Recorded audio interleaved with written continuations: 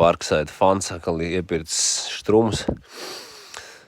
Primāri šito tā kā no sākuma pirku jumta metālam, piemēram, un kaut kādām notekām, tādām lietām, ka mainīs garažē un laukos tur kaut ko vajag. Jo to flexi, to jumtu bleķi tur graizīt diezgan stulbi. Bet tagad Seatam slieksni, ka taisīja, tad es tā atcerējos par šo aparātu un baigās štēlu vispār.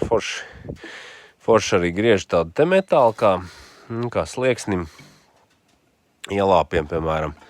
Tas ir 0,8 milimetri, bet instrukcijā laikam bija rakstīts, ka var līdz pat kaut kādiem 2. Tas gan atkarīgs, protams, no metāla cietības, jo tas metāls kvalitīvāks, jo plānāk var te graizīt tos ielāpus. Šitāds tas starp citu no Žiguļu jumta bleķis kļūp par Seata grīdu. Bet ne par to, jā. Parādīšu, kā viņš griež.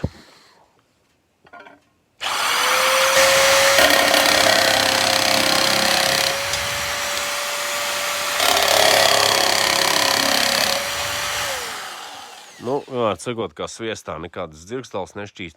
Kāpēc man, piemēram, fleksis jumtu bleķim un kaut kādiem tādiem apstrādātiem metāliem nepatīk? Tāpēc, kad tajā griezuma vietā viņš apsvilina gan to cinku, gan to pārklājumu, viņš vienkārši sadedzina to griezuma vietu. Šitam tas, protams, nenotiek. Vienīgais ir tas, ka visur tādi pašķīst tādi parādīšu, tādi pusmēnesīši no tā te,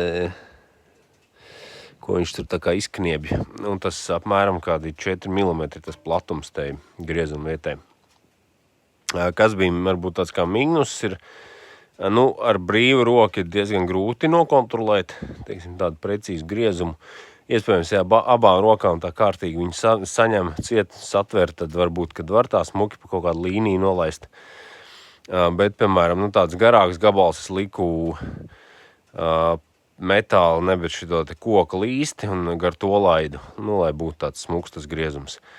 Piemēram, šito var kaut kādus apļus izgriezt, var riņķa līnijas, kaut kādas rādījusus izgriezt, ko fleks ir diezgan problemātiski. Tādā ziņā, protams, ir baigā štēle, kaut kāda, mucē vāku var izgriezt.